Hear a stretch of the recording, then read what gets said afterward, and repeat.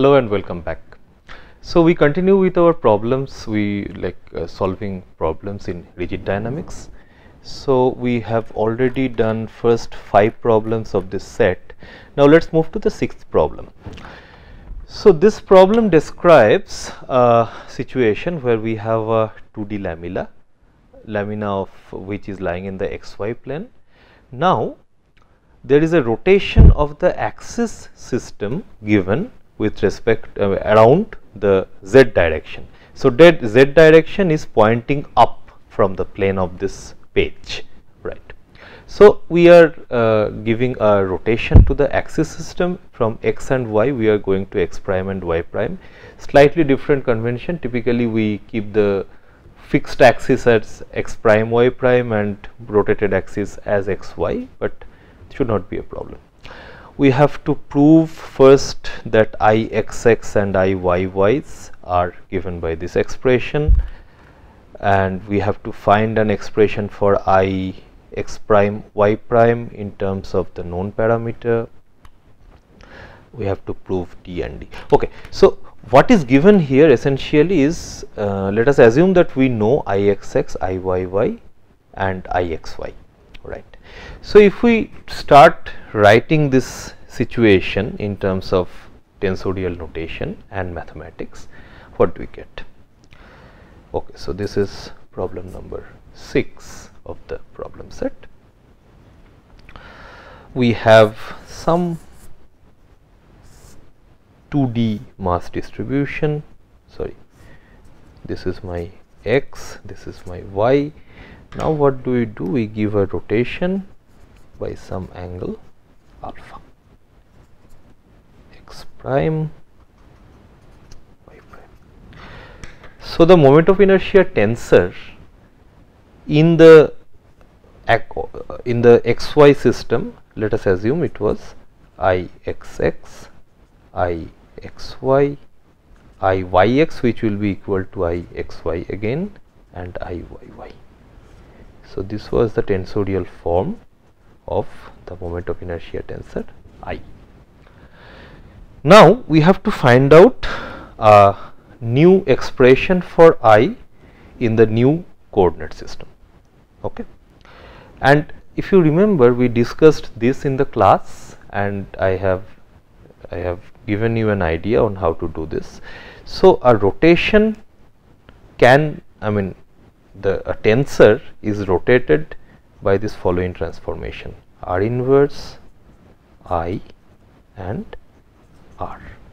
So we have to find out a suitable R, then we have to execute R inverse, which is equivalent to R transpose I R for a group of rotation, group of transformation called the orthogonal rotation, which in this case it's a simple coordinate rotation.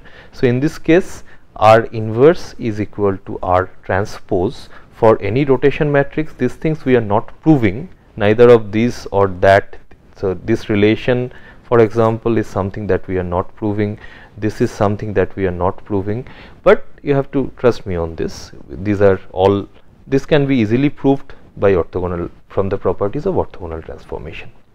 Now, so basically the problem reduces to this: if we can find out a suitable expression for R, our problem is solved.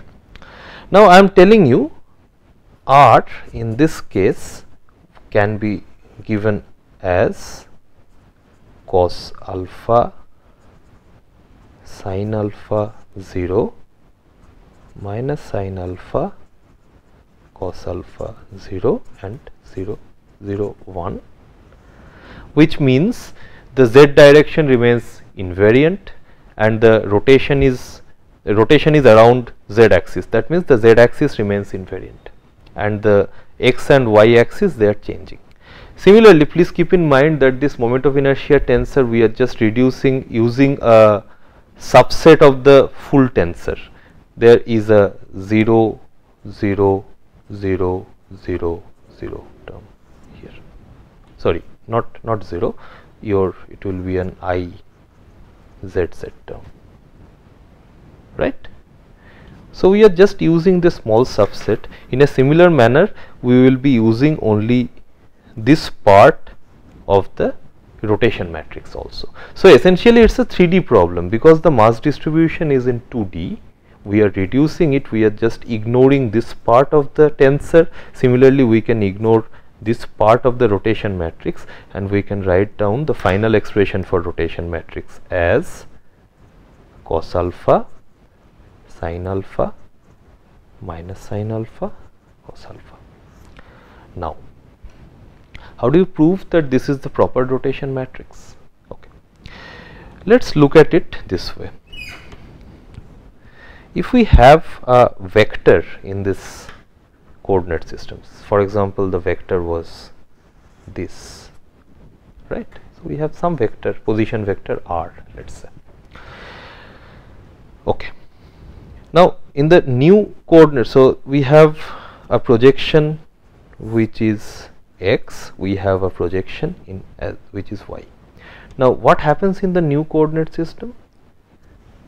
We have a new projection along the new x axis, which is given by x prime, and we have a new projection along the new y axis, which is given by y prime. Now please note that x prime is greater than x and y prime is less than y. That is just from the geometry of the problem. There is no, you don't have to, you just have to understand that this is a length which is called x, and now this length is slightly longer than this length because of this direction of rotation. If the rotation was in the opposite direction, rotation of coordinate, it would have been opposite. And of course, x square plus y square is equal to x prime square plus y prime square. So this is something which means that the length of the vector remains invariant. Now, if I apply this or this rotation vector on r, what do we get? Cos alpha. Please remember that, like, this is the rotation of a tensor, a vector is reduced, affected by a rotation by this simple relation. So r prime will be the rotation vector times r vector, and r vector is nothing but a combination of simple column of x and y. So we have cos theta, cos alpha sin alpha minus sin alpha cos alpha x y, and then it will give us cos alpha x plus sin alpha y, and minus, or rather this will be cos alpha y minus sin alpha x, right? And this is also a column vector, which is my new x prime y prime, right? So you see that x prime has increased in length and y prime has reduced in length. So this is a proper, so that actually proves that this is a proper transformation or rotation matrix. Okay, so this is good. Now also this is a side talk, but I will also like to discuss a situation. Let us assume that we have a situation where we start with this xy system with this coordinate vector or some position vector r, okay, which has x and y projection. Now we can have two types of rotation. One is the active type of rotation, let's say in the clockwise or anti-clockwise sense. So this one, active rotation, means the actual vector rotates, the coordinate axis remains invariant. So this is my new r prime, which will have projection of x prime and y prime. Okay, so this, so it was initially in this direction, and let's say this is my alpha. So this is an active rotation. Also we can have a situation where instead of having an active rotation, we have a passive rotation. What is that? Passive rotation means the vector remains as it is, nothing happens to the vector, but the coordinate axis rotates in the opposite direction. Here the vector was rotating in the anti-clockwise direction and the coordinate axis rotates. Now we have a new set of coordinate which is rotated in clockwise direction by exact the same amount alpha with which the vector was rotated in the first case. So this is a passive rotation. So we have, initially we had x, y, or let's say, and now we have x prime, y prime. So the situation here is a case of passive rotation. Now this will, in both case, it will give you this particular rotation matrix will serve the purpose, okay, because so right now we are dealing with a case of passive rotation with which has okay, so in this case, okay, so in the actual problem the coordinate axis was rotated in the anti-clockwise direction, okay.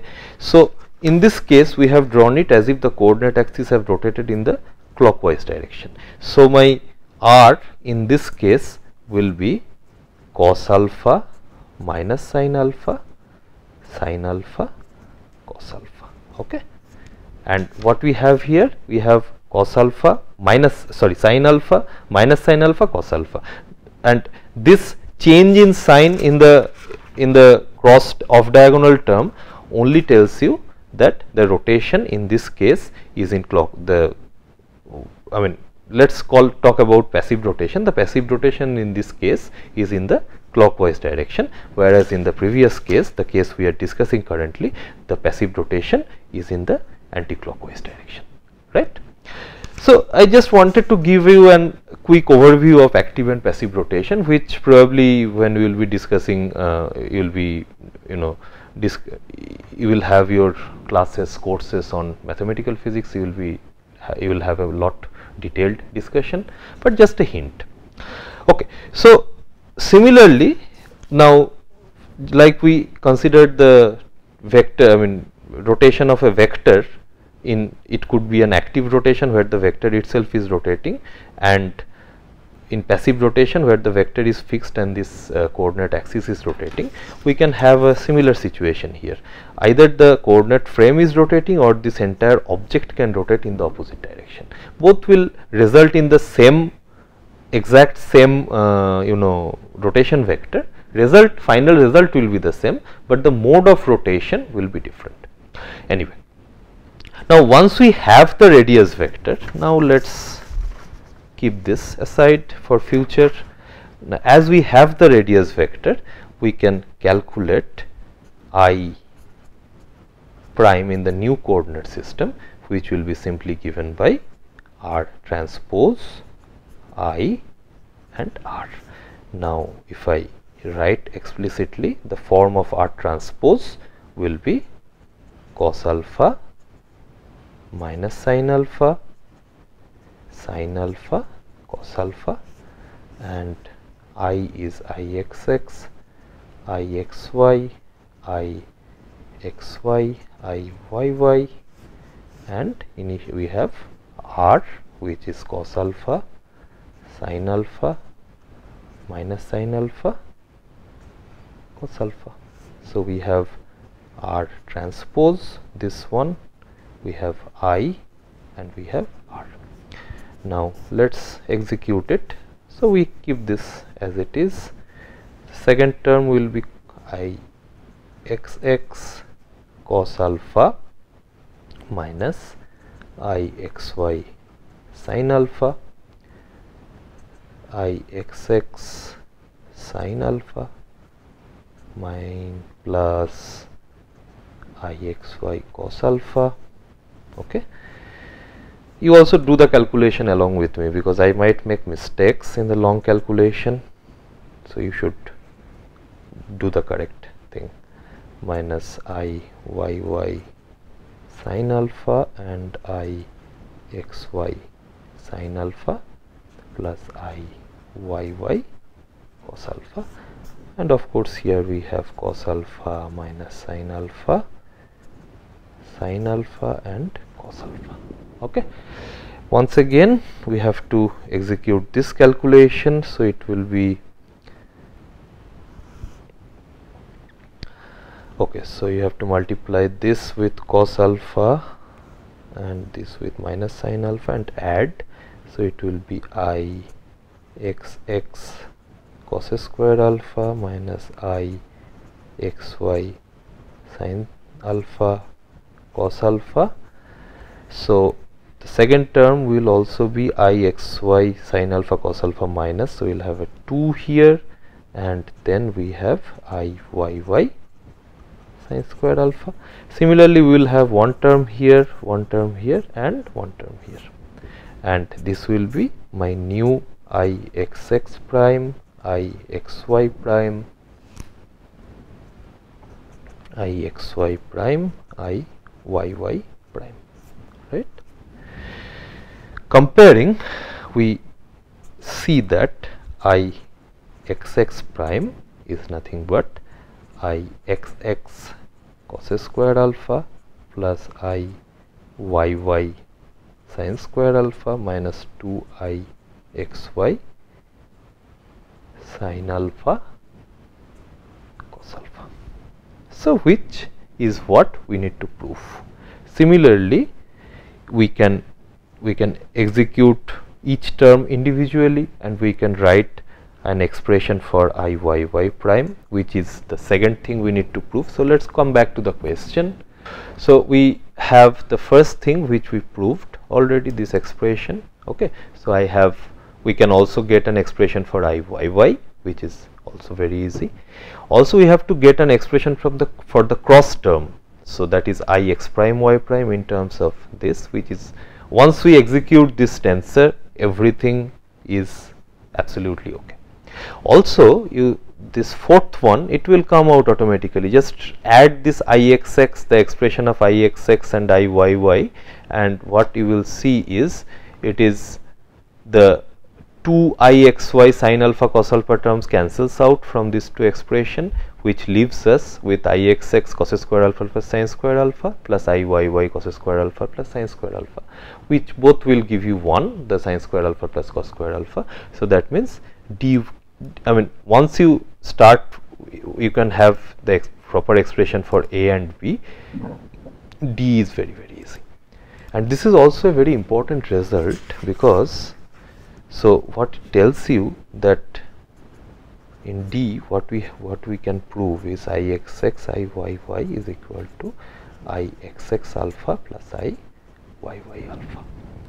Okay, this tells you that the trace, we are all familiar with the trace, right? For any tensor or any matrix, the sum of all the diagonal elements are called the trace of the matrix. For a tensor, if that matrix is representing a tensor, then the sum of all the diagonal elements are called the trace of a tensor. In this case, this is the trace of the tensor, and what we see here is the trace remains invariant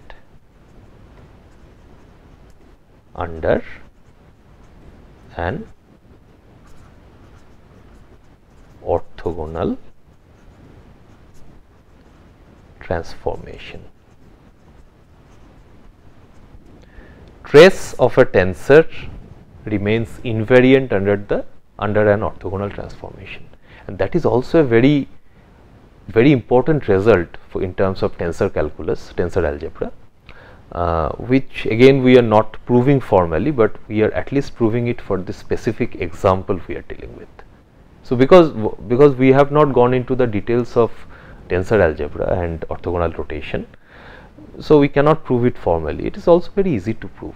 Anyway, I told you can go through the book of Professor A.K. Roy Choudhury, the lecture notes on classical mechanics, where there are beautiful discussion on orthogonal transformation, but here we have proved it at least for this particular case.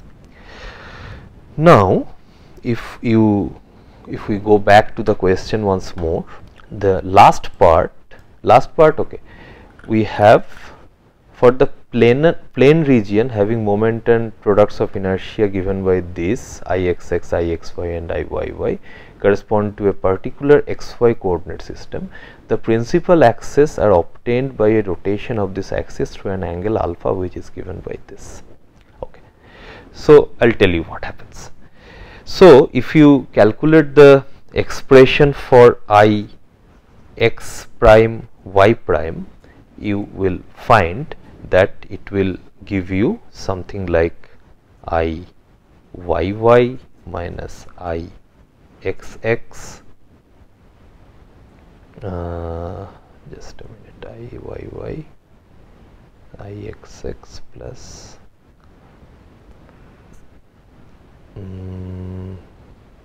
plus it will be, sorry, it will be minus, it will be minus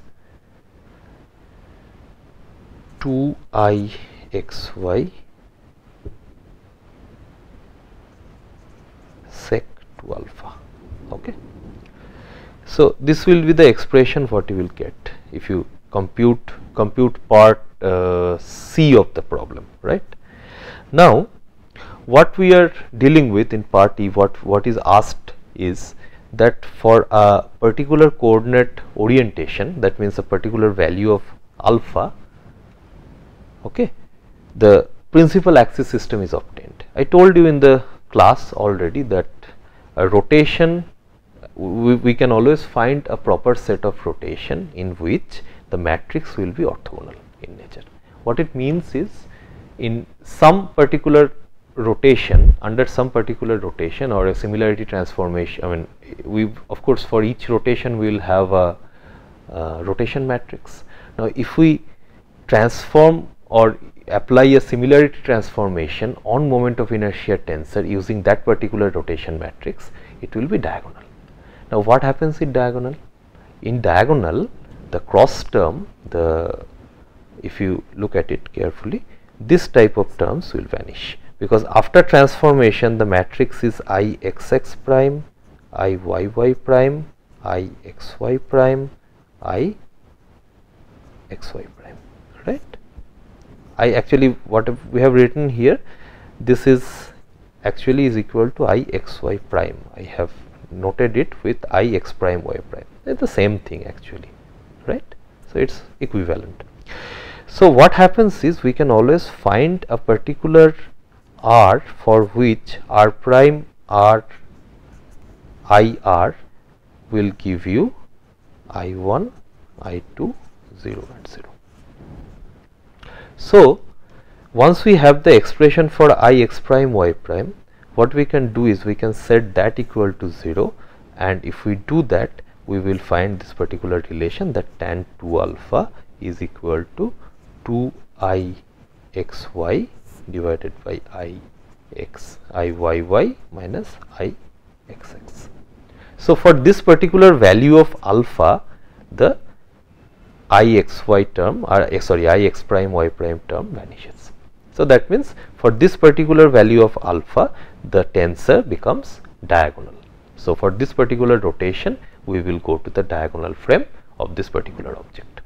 Okay. So, this is the physical's interpretation of this result.